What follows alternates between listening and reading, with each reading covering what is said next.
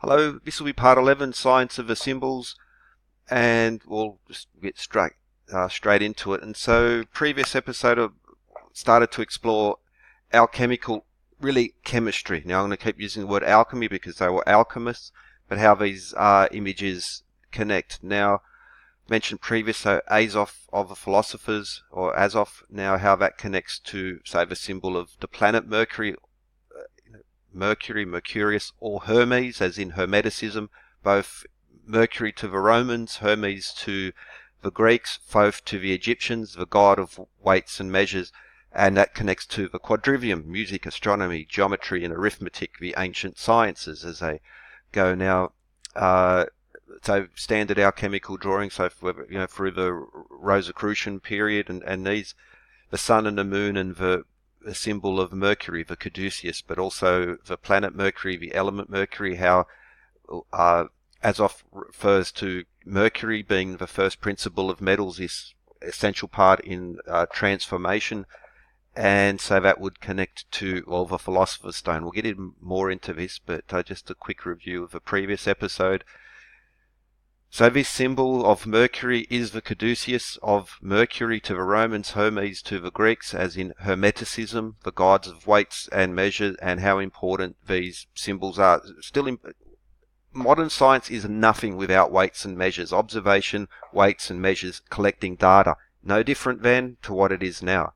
It's just, there's been a philosophical change in a way. Now, this image, Alchemy by Michelspacher, now went into, so you have the seven around it, the Sun, Earth, Moon, Mercury, Venus, Mars, Saturn, and Jupiter, how they also connect to the alchemical symbols, also to the ancient gods as well. And this is important because, especially, we'll come to this later, but another common theme is you notice the zodiac. Now, you have the images, Pisces, Leo, but each is connected to an old alchemical symbol. So they have different elements. So we have the seven elements there, but we also, as we go further, we'll see how these elements will, the periodic table, this is how it used to be done.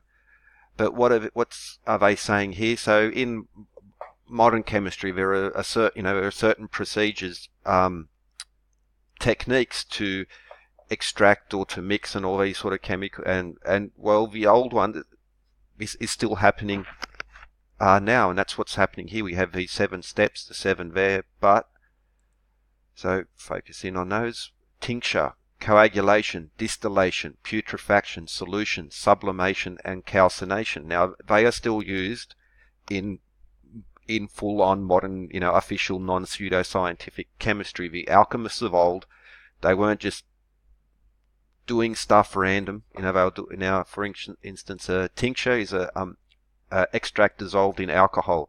For old days, laudanum, but even medical cannabis, and you just put it in alcohol, and then you get this. Now, coagulation, cheese making, or famously, blood coagulates, but the same process, for instance, in cheese making, but it's an essential in chemistry. Now, distillation, whether you're making moonshine or in oil refineries and this type of stuff, it is still being used. Blackening, aka fermentation, fermenting wine, alcohol is fermentation. But now it's also interesting that fermentation or blackening connects. Now we'll come to this later, because this is actually a very nice subtle reference to arsenic, which is so important. In arsenical copper, arsenical bronze, which is key to understanding how the ancient tool makers were able to cut stone with copper and bronze. They understood arsenical copper and bronze, and that whether it was Hephaestus, the Greek god with his one lame leg, the green of Osiris, or the green skin of Inanna in the ancient Sumerian descent of epic, these symbols have been sort of passed on, and we'll get back to this one. Now, blackening, or fermentation, also, it's putrefaction. So that's, why it's often connected to, a body putrefies, so in decomposition as well. But it is also a chemical technique procedure. Solution, if you've ever, if you're made chocolate milk, or you had you dropped an aspirin, dissolvable aspirin. That's in a solvent as well. So solvent, solution, paint solvents, that type of stuff. Now sublimation is a solid to gas. Now they could also be, when you melt ice melting, sorry, not ice, steam. Well, okay, but anyway, deposition is the opposite, from a solid to gas.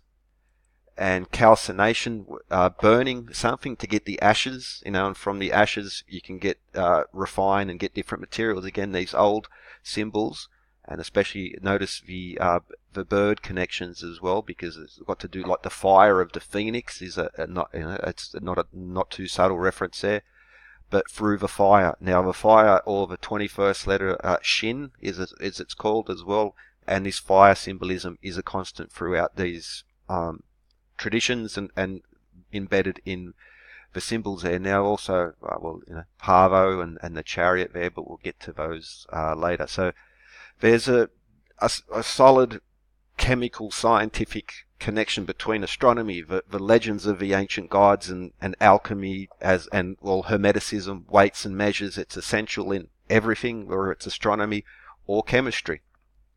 You've got to weigh your stuff, you've got to measure it, you've got to use proper timing, and also these are still the basics of chemistry still to this day.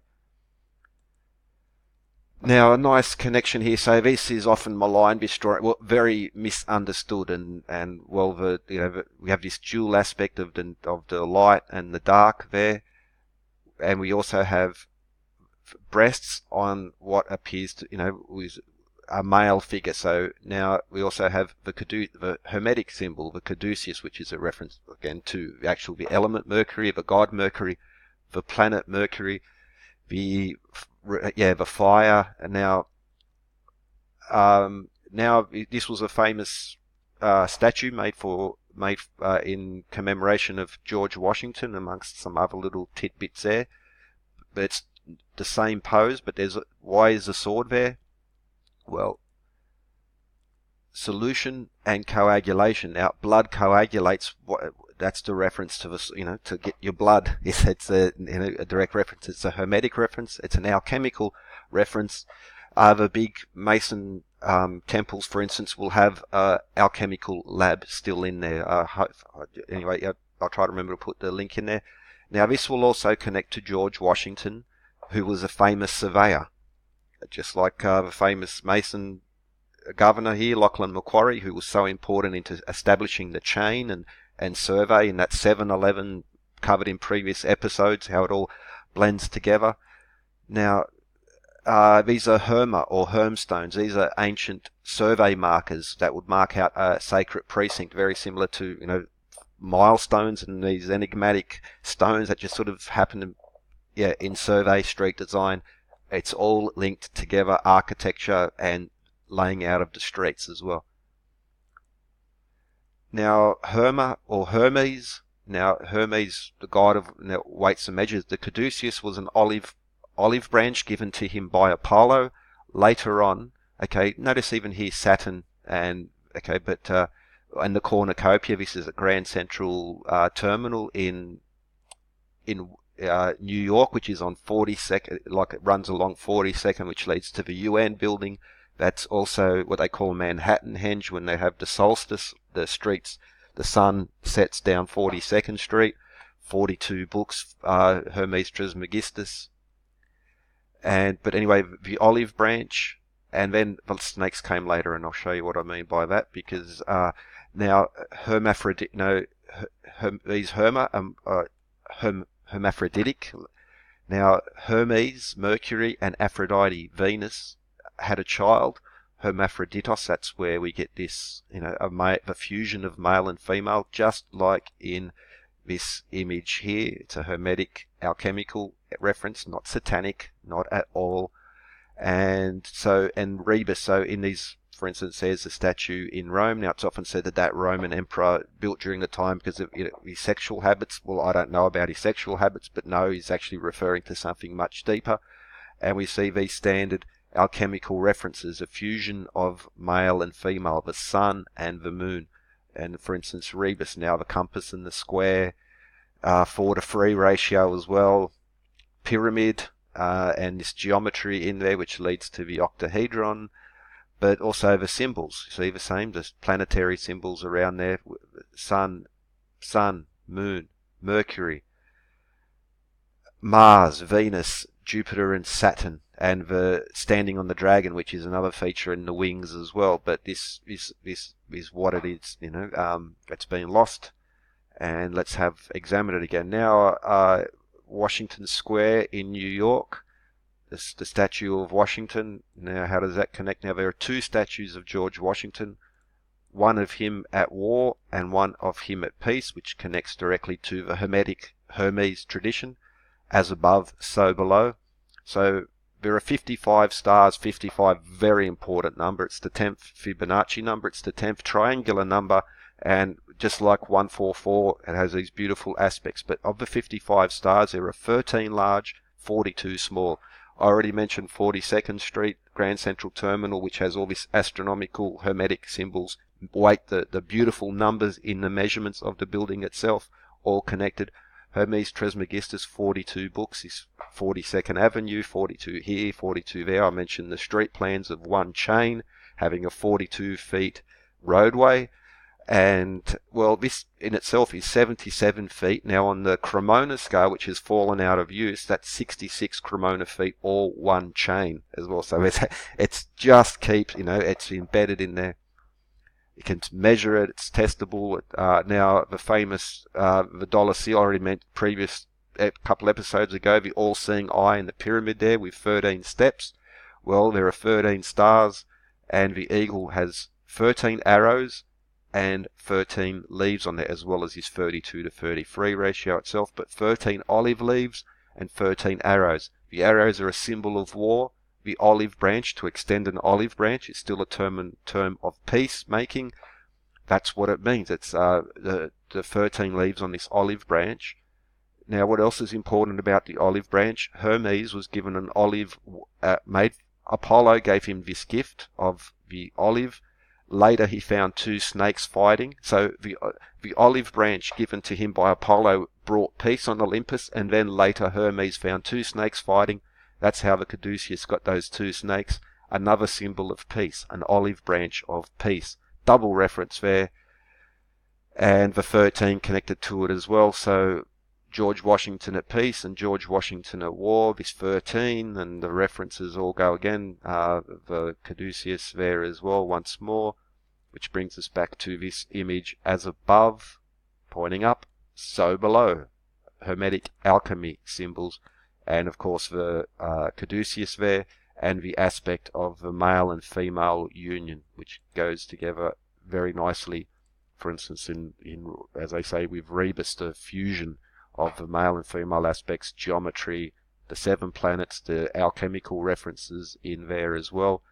And so what you'll find, it's Hermeticism is weights and measures, which is so important in the Quadrivum, which is so important in alchemy as well. And it's embedded in, so whether it's Kershaw, Michelspacher, and these other guys. Now my computer's frozen, but we've already been through the images. But as you can see, throughout this series, the same Hermetic numbers, measurement systems, which are embedded in throughout all these artworks. Okay, completely frozen. But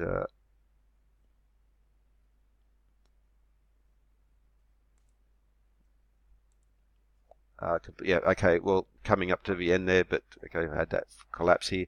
But as you can see, just review the same numbers, the same important references to going back to the Parthenon and the Great Pyramid, as well as ancient alchemy, being how did they were masters at their sword making. And again, this just all connects back. The Quadrivum, alchemy, weights and measures, Hermeticism, these emblems, these symbols, lead, plumbum, the plumb line as well. So with that, hope you enjoyed and have a good one. Again, there's so much in these information in here. And yeah, cheers.